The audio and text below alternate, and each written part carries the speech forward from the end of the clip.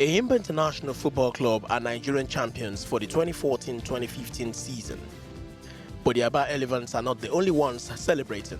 Across a large spectrum of parameters, the season under review was regarded as the best in a generation, making the Nigeria Professional Football League (NPFL) the true winner. The competition was as intense as ever seen, with the champions not emerging until the penultimate week and the final match day having continental and relegation implications in 8 out of 10 matches. A befitting drama to wrap up one of the most competitive leagues in the world. High encomiums, no doubt, but for key stakeholders, the upsurge and the way and manner the NPFL is now embraced by thousands of Nigerians is not mere happenstance. Rather, it is the culmination of painstaking processes that started with bringing everyone connected with the running of the game in Nigeria to agree on steps to be taken to improve the league. Most importantly is the ability to be able to get all the stakeholders to be on board and to be almost going in the same direction. Because, it's often said that if everybody is moving together in the same directions, success normally takes care of itself. So the most fundamental thing is getting almost everybody on board and everybody thinking alike and everybody trying to do his best to ensure that this league moves forward. And that is very evident from the successes and the results that we have seen this season. So I think that's one of the fundamental things, because although that things that need to be done, we have done it before. We have put the legal framework, we have put the rules and regulations available, we have got some little financing in place. So it's just for us to be able to get all the parties, the key parties who are supposed to deliver the key activities of the league to be thinking alike and moving in the same direction. And almost 95% of us are in that kind of in that boat. And that's why we are moving forward. By and large, I think there has been a massive growth. I saw the derby between the Eyimba and Abia Warriors. To me, that was a classic. In spite of the rain, the fans trooped out. It was the celebration of the best of football in the local local league. I think in as much as we will give kudos to the league, I think we'll also tell them that there's still a lot of work to be done to improve the league. The most important highlight, I think, from the past season is the fact that we had the fans coming back.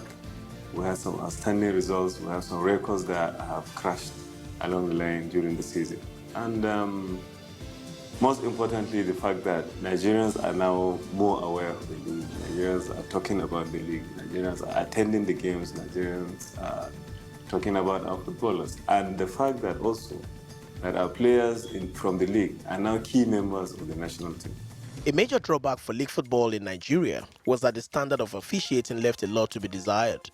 But today, even the biggest critics now agree that one of the most striking improvements that contributed to the growth of the league was professional, sincere, and courageous officiating, consistently now exhibited by most referees. The foundation for this was laid before the start of the 2014-2015 season with the training and reorientation of referees.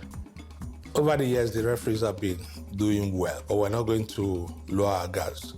And this season, they did pretty well too, but I'm not going to match it against any other season. I believe that the process of improvement continues. The process of constant admonition continues. Yes, they've done well. The response definitely has been better, but it's not just on the referees. There's also the fan education. Without fairness, there's no competition. And fairness comes from the competency displayed on the pitch by the referee.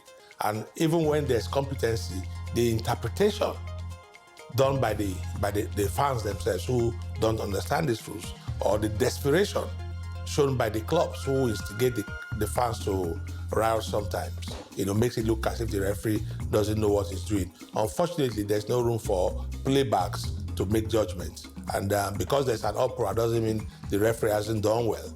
So our referees have done very well this season, and there have been a few complaints here and there. But it's refereeing. Sometimes you have less than a split second to make decisions, and they don't always get it right.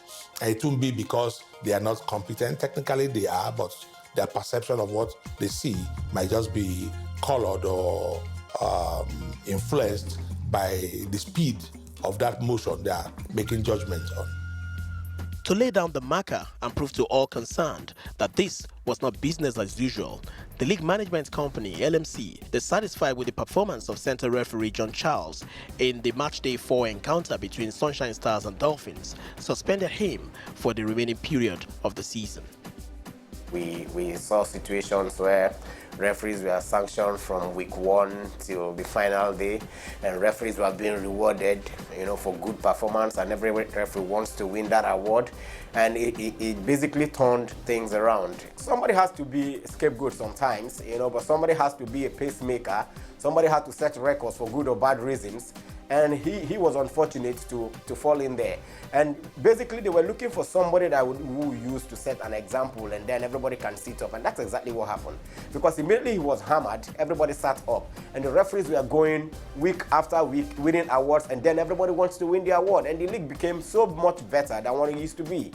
In all, over 10 match officials faced sanctions and warnings in the 2014-2015 season, as the LMC and the NFF, with the active cooperation of the Nigerian Referees Association, constantly maintained a firm grip on quality control.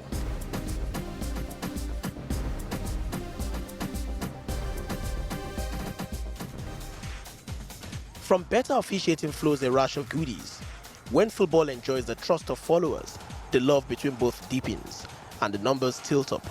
That is one of the reasons behind the unprecedented high turnout of fans in the season under review.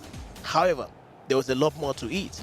The LMC created incentives for the clubs, who themselves knew the buck stops at their table, but they needed a push by the league body if they clocked certain numbers through their turnstiles. When we talk about community engagement, it's not just about turning out to watch the games. Community engagement ought to be showing support, yes, at the pitch and in the financing of the club. This season, you could see an improvement. And I do not know now how to attribute this to our incentive, but really, clubs don't need incentives to bring fans because it's a source of revenue. But the sad part is when you have 80% of your clubs owned by governments who do not really bother whether the clubs are earning revenue or not, then they don't work. They don't maximize the revenue opportunities available to them. It is enough to just play the games, whether it's to an empty stadium or not. This season, I could count 8 to 9 clubs that, bucked that trend, started doing better, started appealing to their fans to come out, and rather than share the collective income 100% equally, we decided to keep a certain percentage for those who were actually working. And some clubs are richer. It behoves on the owners of the clubs who are not rich and only make money from this to ask their managers what they are doing. I don't like talking about our managers in public, but they know what I'm talking about. And I do not expect that the real issues will be addressed so long as clubs remain in the hands of government. But when private owners take the club, they will ask their managers, why were you not able to meet this index? Why were you not able to meet this benchmark for performance? Why did Club A earn more than you? Why did Club A have more fans than you? So the attitude, the mentality of club ownership has to change. That philosophy of government will do it has to change sooner than later. The strategy and efforts brought the fans back. All families, young and old, friends and fanatics, cooked up great atmospheres in stadia across the country. Overall, average attendance at venues improved. Eyimba, the champions, had an average of 13,000 fans for their home matches at the Eyimba Stadium. Kano Pillars had just about the same figure.